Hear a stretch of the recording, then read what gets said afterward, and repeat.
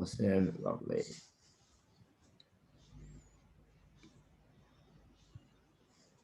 Okay. Oh, you ready to go? Yep. Awesome. Let's do it. Okay. So joining me on the podcast today is a very special guest, one and only Ben Griffin. Now, man, the reason why I brought you on this podcast today is because I've been working as a PT now for just over 7 months. So when I started working as a PT, I obviously went to social media and then I was looking for a bunch of PTs that I could follow, can get good information from, because nowadays in the age of information, there's so much out there. It's very hard to pick and choose what's actually going to be beneficial. And then your Instagram came up, and then I just got to start by saying, man, like you have a very vast knowledge of what it means to be a strength and conditioning coach, not only just for athletes, but also for everyday gym goers. So so I got to start with like, where do you get all this information from? Well, first of all, thank you for that introduction. It's very flattering. I guess the foundation of all the knowledge that I have kind of goes back to my education and qualifications, that sort of stuff. So I guess it started at uni. So I actually studied, so I did an undergraduate degree. It was called coaching science at the time. It's now the same as your exercise science degree these days. And then I actually did a master's in exercise science in clinical exercise physiology. So I actually worked as an exercise physiologist before I then transitioned over to strength and conditioning. So I'd say that's where the foundation of my knowledge comes from. But then I also, when I transitioned over to S&C, I was just kind of became obsessed with learning as much as I possibly could. And I became obsessed with trying to learn off coaches who were doing what I wanted to do. So I literally just consumed everything I could from coaches who I respected and kind of looked up to. And then it was just something that just consumed me. I just became obsessed is pretty much the best way to put it. And that was kind of how I learned. That was pretty much how I learned everything. I think a lot of it was actually self-taught, self-learnt from just learning off other people. And like I said, consuming any resources that I could. I also did a 3-month internship over in America as well with a conditioning team, which was invaluable as well. Okay. So tell me a little bit more about this internship. What did they have you doing? So I was working with a Division 1 football team over there. Mm-hmm. It was pretty much just coaching. So in terms of theory-wise, so theoretically, I didn't really learn anything I didn't already know when I went over there. But in terms of coaching, like they just threw us straight on the floor and they were like, there's the athletes, start coaching them. And you pretty much had to start coaching from day one. So it was kind of like sink or swim, really. I learned so much about coaching when I was over there. Awesome. Good on you, man. So what made you start getting into this business of strength and conditioning? Was it like a lifelong passion for you, or is it something you learned down the track? Pretty much. I grew up just loving sport, really. I was never the greatest athlete ever. So I kind of realized that by training, by getting fitter and getting stronger, I could kind of close the gap on guys who were sort of probably more naturally skilled and just better than me, really. And then that just kind of, my love of training just kind of grew from there. I just started training and then eventually just became obsessed with it and sort of started to love the training side of it. Just grew from there. Awesome. So what was your background then in terms of training? In terms of sport? Yeah. So I grew up playing rugby league and touch football. And it just kind of spawned from there. So then I just started kind of doing strength training and stuff on the side of footy at first. And then, yeah, like I said, it really just took off from there. Awesome. And so how long have you been in the fitness industry for then? So I graduated uni in 2013, far out, ages ago now. So pretty much since I graduated, I've been in the health/fitness industry since then. Mm-hmm. So what is that, 7, 8 years, would you say then, perhaps? Yeah, I'd probably say 7 and a bit. Yeah. 7 years. So that's quite some time. Now the PT business the strength conditioning business is very, very competitive. So, and there's a lot of players in the game. There's always a lot of there's always information, and everyone's trying to one up each other. What advice can you give to someone who's literally just starting out as a strength coach or just starting out as a PT? Patience is probably the biggest thing. You have to be really patient with it and get experience. Coach anyone you can. Coaching is something you can only really get better at by actually coaching. You read as many books as you want, but there's such a human element to it. So like you have to be able to work with people. It's one thing to be able to read a book and say, this is how you get someone stronger. But if you can't connect and work with people, it's all kind of useless.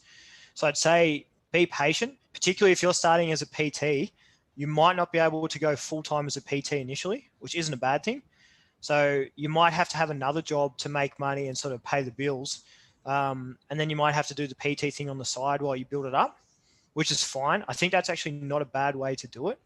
So that's what I mean by patience. So if it's something you want to do long term, you might have to spend, well, who knows, like 3, 4, 5 years building it up to the point where you can actually do it full time. But in the grand scheme of things, that's not that long a time if this is something you want to do for 30 years or whatever. Mm-hmm. So patience would probably be the number one thing. Patience. And now are you speaking from experience? Was this the case for you when you first started? Did you have to work another job on the side, or would you like 100% dive into the deep end? So what I did was, I was working as an exercise physiologist, and then I decided I wanted to transition into strength and conditioning. So what I did was, first of all, I went over to the States and did this internship. Then when I came back, I managed to pick up some work as a coach, essentially as a PT/strength and conditioning coach. The title's a little bit interchangeable in the private sector. So I started doing that strength and conditioning work on the side of my EP job. So I kept doing the EP job. Then I just started coaching in a gym kind of a couple afternoons a week. And then I literally just slowly built it up from there. So I had some massive days as it started to build up. So I was like getting up early in the morning, training myself, and I go to my other job all day. Then I go and coach all afternoon. And that was pretty much how it went until I slowly started to build it up. It took me about 2 years, maybe a little bit less than that. Mm-hmm. Maybe, yeah, I was pretty lucky. It happened pretty quickly for me. I just kind of I managed to pick up a manager role at the gym I'm at now, so at Real Fit Strength and Conditioning. So I kind of was able to move into that role quite quickly, but it still took at least a year for me to be able to build up, I think. Good on you, man. So now because you've been in the fitness industry for so long and you've been doing it for quite some time and built up a reputation, what critiques do you have of the fitness industry, or is there anything particular you would like to change about the industry?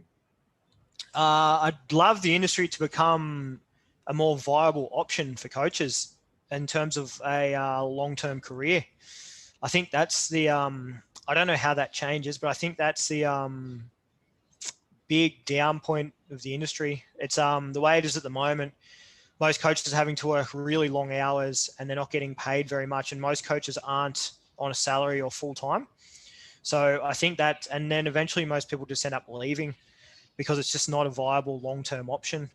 So in terms of the industry as a whole, it's something I'd love to be able to, and like I said, I don't exactly know how that happens. We're trying, in the gym I work at, we're trying to create pathways for coaches to come into and build up to kind of full-time, hopefully eventually salaried roles.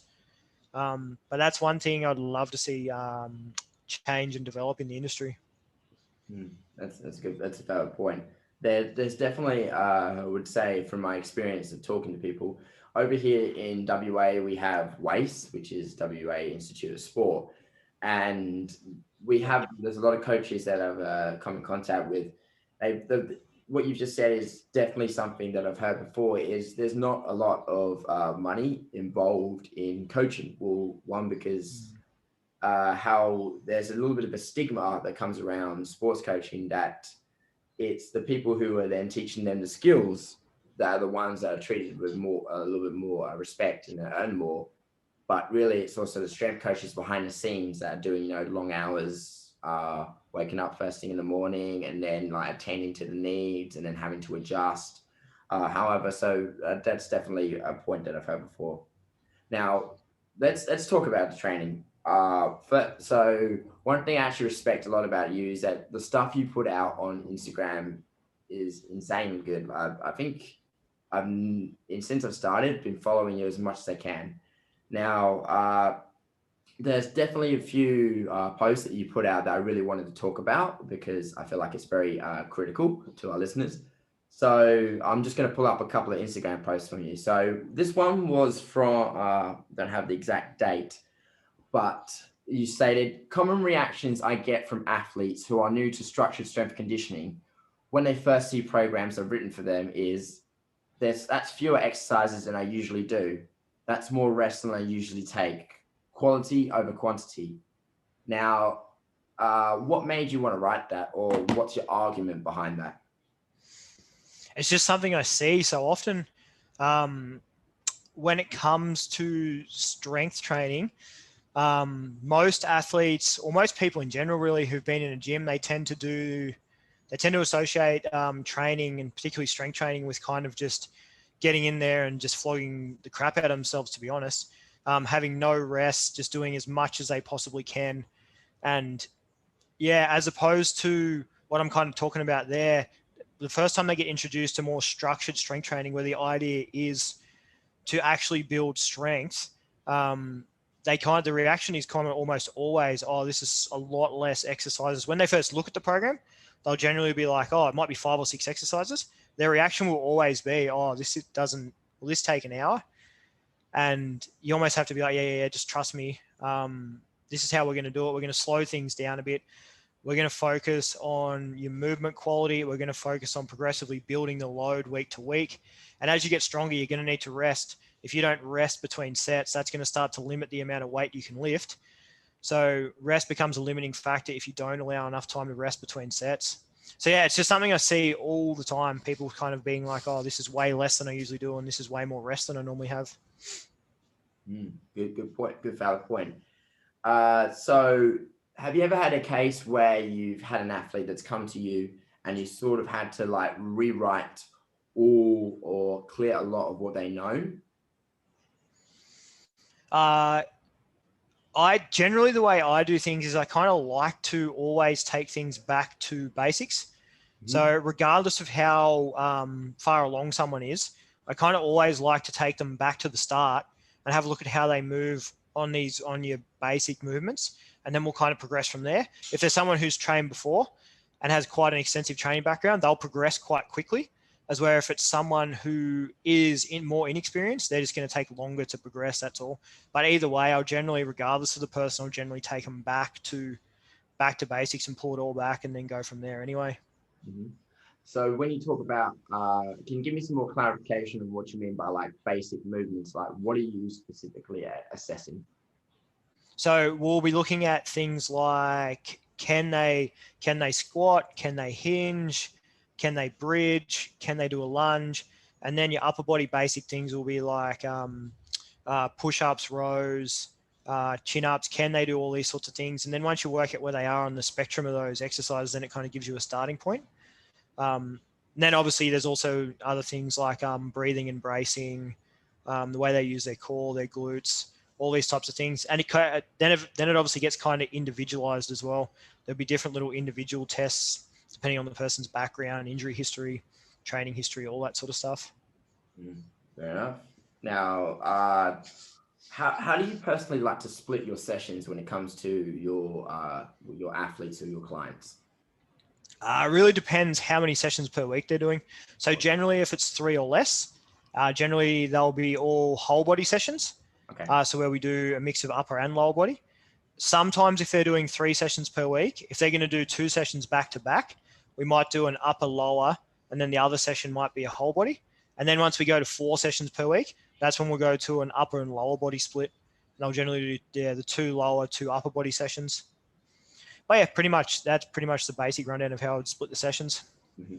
So let's say if you're doing 3 full body sessions a week, how would you normally like split that up, or the training days specifically? Do you usually start to upper body first or lower body first, or how do you structure it? Generally, how it would work is I'll always pair a upper body and lower body exercise together. Okay. Just because it's time efficient. Obviously, it means if they do a lower body exercise, Then while they're doing the upper body exercise, they're essentially getting rest. Their lower body is essentially resting while they do the upper body exercise. So then they can kind of jump off that upper body exercise and they don't need quite as long rest before they can go back into the lower body exercise. So generally I'll pair upper body and lower body exercises throughout the session. Very nice, very nice.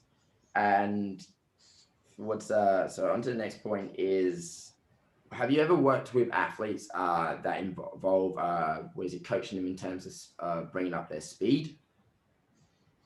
Yeah, definitely. I'd say that's kind of a major focus for a lot of athletes. Yeah, a lot of athletes that I've worked with. Mm-hmm. So let's talk like speed in general. What are some of the key principles that you believe that is important to coach your athletes on? I guess in terms of, first of all, it's a little bit about knowing your limitations as well. So yeah. I'm not a track coach, so I know the basics of sprint techniques. I know how to coach basic acceleration technique and basic max speed running technique. So in terms of like actually doing sprint stuff with them, the stuff that I go through in terms of specific sprint stuff is very basic. But the first thing to remember when it comes to developing speed is that the most important exercise to do if you want to get faster is actually get out and sprint. Okay. So that's the most important thing. So if you want to get faster, you need to be sprinting regularly. So that is kind of the number one thing. Then second to that is building strength. So the stronger you are, the more force you can apply into the ground, the further you can propel yourself forward, the faster you can run. So essentially, number one thing I would say, need to be sprinting regularly. Number two thing is increase lower body strength, build a solid foundation of strength. Mm-hmm. When you talk about sprinting regularly, like how many sessions would you say that's per week? Well, it depends on the individual. Okay. For most athletes, 2 is plenty. Two? Particularly when you take into account all the other training they do. Mm-hmm. So if they can get 2 sessions in, and they don't even have to be full speed sessions either.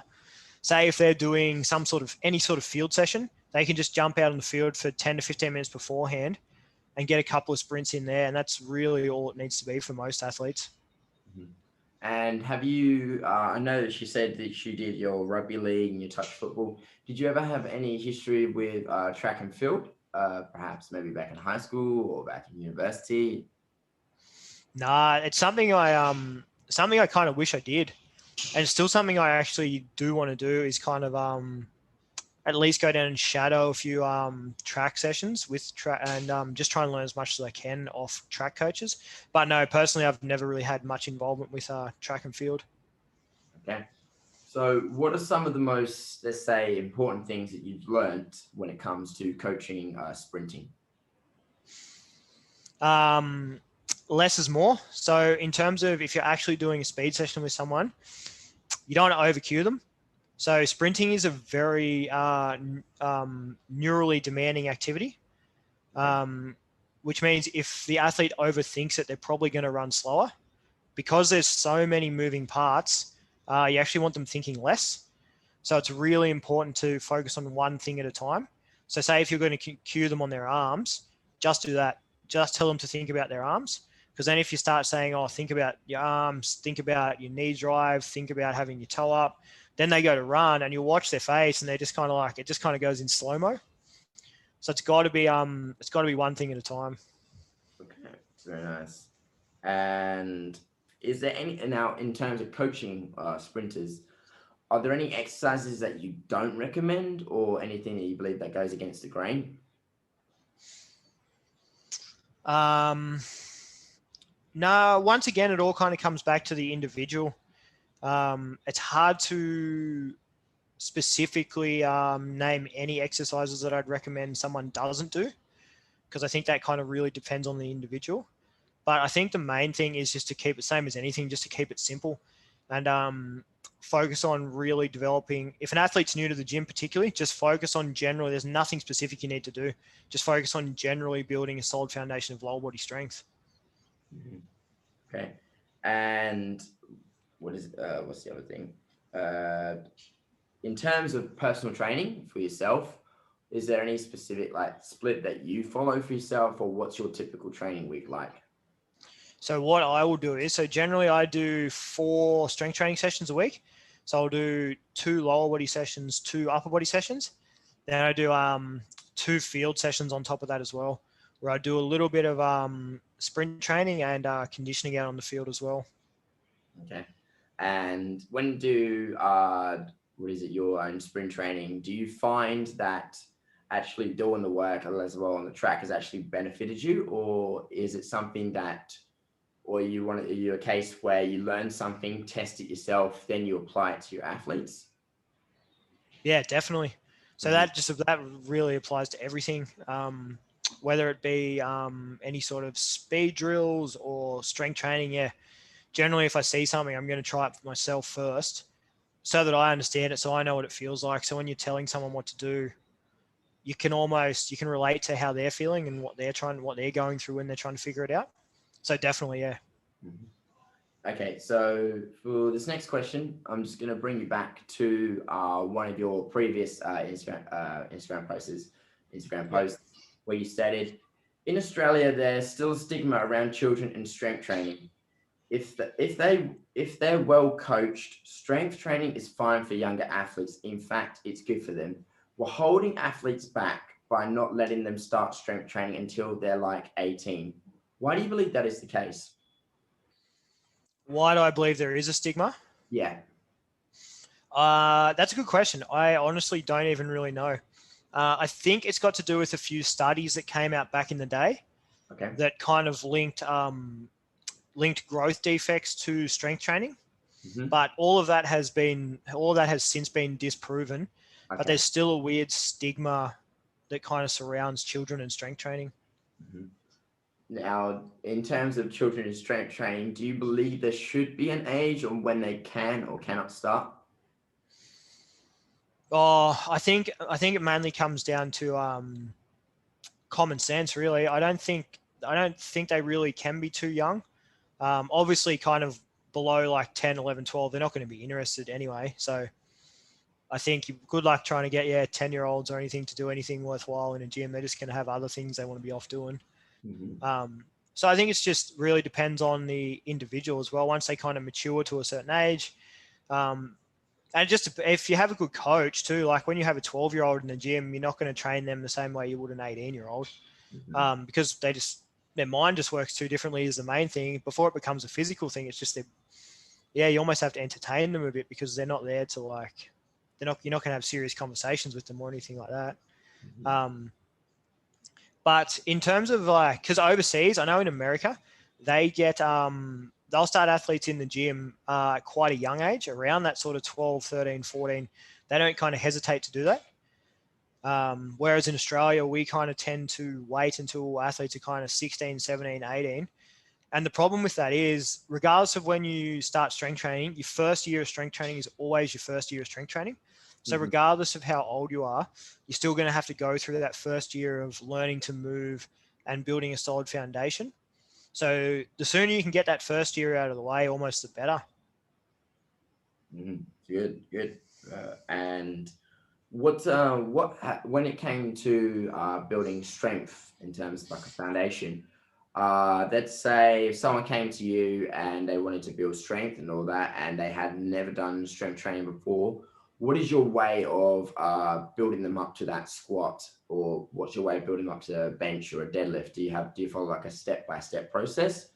Personally, for myself, if I was to teach someone the squat, you start with body weight, obviously, and then check out how they move, check out their anatomy. And then let's say, for example, if they have some weakness either in a quad or a glute or a hamstring, think about building up that strength.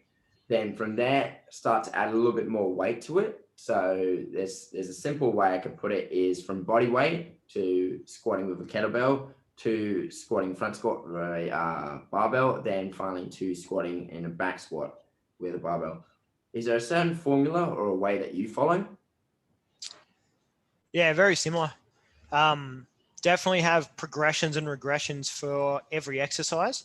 And like you said, if you identify specific things that need to be worked on with the individual, obviously you're going to work on those in the background. But in terms of, say, using the squat example, I'll start very similar to you. So I like to start with a bodyweight box squat generally. And we'll even break it down further than that. And we might start with a bottoms up squat. So where they literally sit on the box.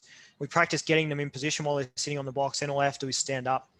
Mm-hmm. Then once they can kind of feel that bottom position, then we'll start doing top down. So then we'll start standing up and they have to control down to the box and then stand up. And then we just progress from there. Then we take away the box, or we start going to a kettlebell box squat or goblet box squat, whatever you want to call it. And then progress from there, like you said. Then we might progress on to a barbell from there once they kind of master the kettlebells. But it's like you said, it's just about having progressions and regressions for exercises. Mm-hmm. And the next question would be, let's talk about, let's say, things like the deadlift. With the deadlift, it's a bit of a, let's say, controversial exercise because there's been coaches that have argued for, or coaches that have been argued against. You know, we've had the famous Robert Hurst interview with Joe Rogan quite some time ago, where he talked about the deadlift. If you're looking for, if you're someone who wants to deadlift for the sake of deadlifting, then it's not really not necessarily worth it, unless you're someone who's actually deadlifting to actually because they want to have like a stronger deadlift, let's say, for like a power lifter. What's your take on the whole issue? Personally, I don't have any problem with deadlifts. So I think they're a great exercise. I don't use straight bar deadlifts with, in saying that though, I tend to not use straight bar deadlifts with a lot of people, particularly athletes. Okay. I think there are other alternatives. I'm a big fan of the trap bar. Like, I love the trap bar. Mm-hmm. I think it's a bit easier to coach, and it's just the position it puts the athletes in is a little bit friendlier on their back. But in saying that, I don't have a problem with straight bar deadlifts. I think the biggest problem people run into is they rush into them too quickly, mm-hmm. and they don't spend enough time dialing in their technique. So for mine, I just think it's a time thing. If someone spends enough time in the gym and keeps training, eventually we'll progress onto a barbell deadlift. But it's not something we're going to start with. We're not going to come in, and we're not going to start deadlifting straight away. It might be a few years before we go on to like a barbell deadlift. We'll get the most out of everything else we can. And it's almost just like you're kind of just ticking things off. So we'll work through a bunch of other exercises. We might trap bar for ages and ages and ages till we kind of get to a point where, yeah, you're really strong now on that. So we might try start deadlifting with a barbell, just because why not almost, if they've been training for that long. It's just another box to tick off. And if you kind of take that approach where you have already built a solid foundation of strength, when they go to do a deadlift, their back's already strong, their glutes are already strong, their core's already strong. So you've already built this stuff up, as opposed to someone coming in the gym and deadlifting from day one where they don't have any of that stuff. So I think deadlifts are fine. It's just got to be, you've just got to build into them. I think building a foundation of strength prior to starting barbell deadlifts is useful. And then also technique. People just got to spend more time working on their technique as opposed to just loading up the bar with weights. Mm-hmm. Now, let's actually talk about the trap bar, because for me personally, I do agree with you a lot on why I believe it's a very superior bar. It's an essential tool in building a solid strength foundation. Just for the people listening, give us your arguments to why you believe the trap bar is so beneficial. I would say I honestly wouldn't say the trap bar is superior to a barbell deadlift. I just think it's a variation. So I kind of look at it that way. It's just a variation. Mm-hmm. I just like the position that it puts athletes in, allowing them to kind of squat down into the movement a little bit more, and having the weight in line with their center of mass means it just takes a little bit of pressure off their back. And I find athletes are able to just get into a better position inside the bar as opposed to having it in front of them. And just through experience, you just find that I've just found that it's far easier to coach. Mm-hmm. Interesting. Lovely. And so in terms of like exercises, we're talking a little bit more about, we talk about deadlifts, talk about speeds, talk about squats. Are there any exercises at all in particular that you're not a fan of or that you don't recommend? For me personally, I've always had an issue with the concept of dumbbell flies. Reason why is because I'm a firm believer that one of my key rules is I always like to be the weight heaviest where the muscle is the strongest. Now, for an example, so in a dumbbell flies, when the weight is actually in reverse, when at the bottom half, the weight's actually heaviest and your muscle's actually physically the weakest because of the lever length. And that's just a firm belief. Is there anything in particular of any exercises that you're not a fan of?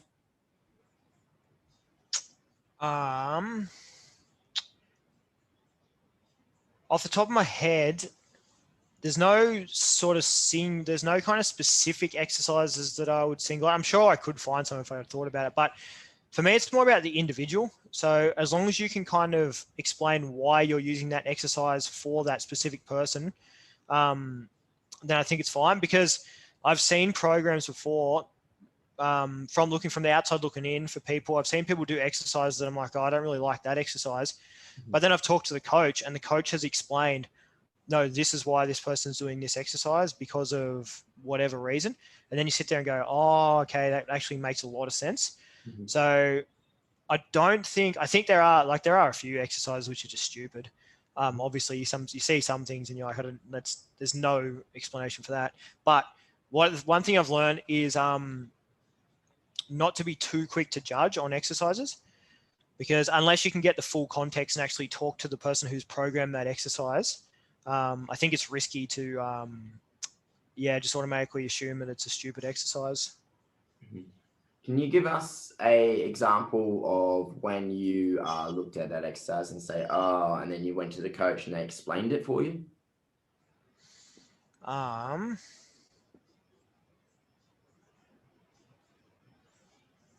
don't think I can actually. I'm drawing blanks. I don't think I can actually think of any off the top of my head. That's okay. That's fine. Moving on. So just as we're coming just near to the end, what are you looking for? What is one thing that drives you as a PT? Sorry, as a strength coach? I just love it, to be honest. Like, there was something about coaching that as soon as I kind of started doing it, I was like, yeah, this is what I want to be doing. And it's one of those, it's almost an innate thing. Like, I can't even really explain it, to be honest. And I think that shows through in the social media stuff that I do, because with social media, I basically just post the stuff I'm thinking about. And because I kind of just love it so much, I'm just kind of thinking about it all the time. So It's just kind of stuff that's always on my mind and I'm always thinking about it. But yeah, I think it's just almost innate. I just really, as corny as it sounds, growing up, I kind of never had a strength and conditioning coach to kind of help me and guide me. So I look back at my training and it was just stupid. Like, I had no idea what I was doing. So now I kind of really want to be the person that can fill that void for other people and kind of give them what I never got, essentially. Okay. And what are some of the goals that you set yourself to in terms as a strength coach over this year? One of the goals I had was, so I have just recently started on a salary. So that was kind of one of the goals we had for me within the business that I work for, to build towards that. Mm-hmm. And that's happened. And in terms of just general stuff, though, it's more just to keep building, just keep building up what we've kind of built. A lot of it's kind of focused around the business I work for as well. Just keep building up all of my stuff and just generally keep building up the business as well. Very nice. And in terms of building up the business, are you looking to branch out, or are you looking to get more clients on board, or like what's your definition of building a business? So it kind of comes back a little bit to what we spoke about before. Mm-hmm. So the coaching, trying to create more jobs for coaches is definitely something we kind of aspire to down the track. Mm-hmm. We want to be able to create stable job. We want to be able to create stable jobs for coaches. So, and progressions for coaches to be able to come in and build up and work in coaching for a long time, hopefully for their life. So that's definitely something that's on like in our goals. It's something we aspire to definitely do. And then, but that happens by building up the actual business itself, finding more sustainable ways to, because the thing about coaching and stuff is a lot of people don't like to talk about money, but at the end of the day, you have to be making money to be able to keep doing what you want to do, and live your life basically. So the harsh reality is part of it is about finding ways to increase revenue, without, in a fashion that's not just flogging coaches to death. So it's about building better systems and creating better systems to increase revenue, really, that doesn't just rely on coaches putting in hours and hours and hours and hours of one-on-one sessions in. That's a valid point. You just, when you said why do people don't really like to talk about money, why do you believe that is the case? I honestly have no idea. It's just a weird thing within strength and conditioning and with coaches. Like, coaches tend to have this weird, particularly S&C coaches tend to have this weird attitude of, I'm in it because I love it. I don't do it for the money. And I grind so hard and I work so hard and I do this and that. And that's cool. Like, I'm not bagging that out, but that attitude kind of gets taken a little bit too far, I think. And then any coach who comes out and talks about money, everyone kind of says, "Oh, you're in it for the wrong reasons and stuff." And don't get me wrong, you can take that too far as well. If you're just solely focused on money, obviously that's taken that too far. But yeah, it's just a weird thing. Coaches just don't like to talk about money, but I think it has to be talked about. Yeah. I believe that a lot of coaches do really need to get past those barriers, because at the end of the day, I mean, we don't want to really be too much attached to money in terms of like from a financial standpoint, but at the end of the day, bills are going to be paid. You know, mouths have to be fed, and if they're spending all that time, I believe there must be some form of like balance for them. Anyway, so moving on, just to wrap this up. Now, if you could go back in time to when you first started working in strength conditioning, what are some of the things that you wish you'd learned earlier? Also, what are some of the things you wish that you know now, which you wish you had learned back then? Probably most of it centers around communication and understanding, kind of like how I spoke about earlier, understanding how much of it is a people game.